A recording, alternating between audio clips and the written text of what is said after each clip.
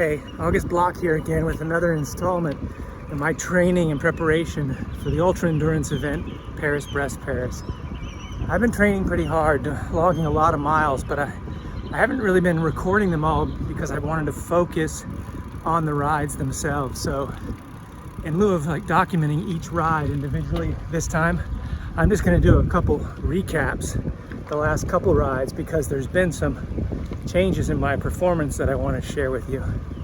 So anyway, let's get at it. Thanks.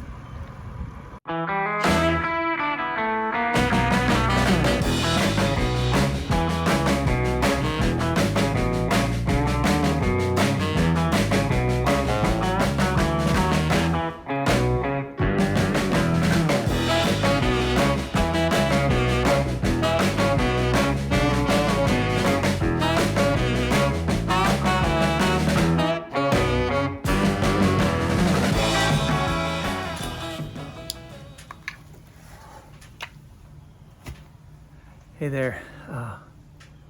So I just finished a 72-mile ride, and it was really interesting. I had done this same ride about 2 weeks ago, and I did the route in reverse this time, but it's the same route, and my average speed was 14.9 miles an hour. Now, I was filming and there was wind and maybe some other circumstances, but I really just wasn't that powered up.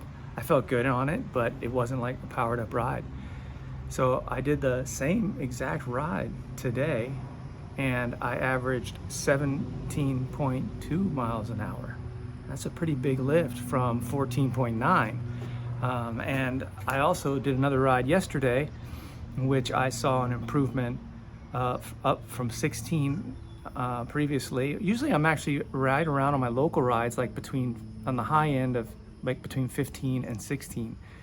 And yesterday I did a ride and I was over 17, and today I did a longer ride and I was 17.2, and that's really my target for local rides. This is a little bit beyond a local ride. I would think like a half-century local ride.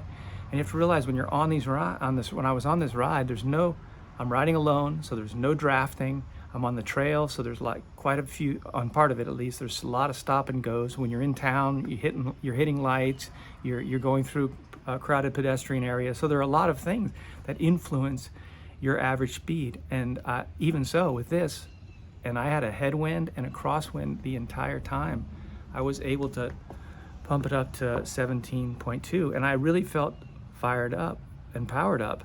And what's interesting is that, for me, there are two kinds of feelings. There's where your body and your muscles, they feel hungry to move. And, that's a great feeling. They just want, even when you're exhausted and you're tired, they still want to flex. They feel like they want to flex. And then there are other times when I'm riding and I feel like I need to use my mind to overpower them, to make them do this thing. And today, they were hungry to ride, and it was a really, really nice feeling.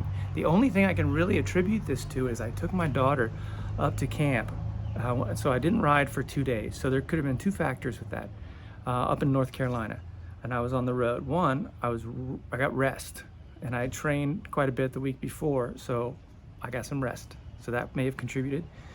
The other thing was I didn't have my normal diet. I was on the road, so I didn't eat junk food, but I did have a lot of carb heavy foods. I went to Chipotle and black beans and rice and tortillas and things that I wouldn't normally eat that are kind of heavy carbs, because I've been trying to kind of lean out a little bit because I feel like I'm on a little bit of the heavy side. So I may have actually carb loaded over the last couple days, and then I had some carbs again last night, granola and some other stuff. So maybe I haven't been in my training providing my body with actually enough carbs to be really powered up and have a good fuel source. So I don't know, things are, you take your riding day by day, it's never the same experience, but I'm happy to see that I might be potentially making progress. It makes me feel optimistic and makes me want to take on some greater challenges as I get closer and closer to Paris-Brest-Paris. Alrighty, well, thanks for listening. Catch you next time.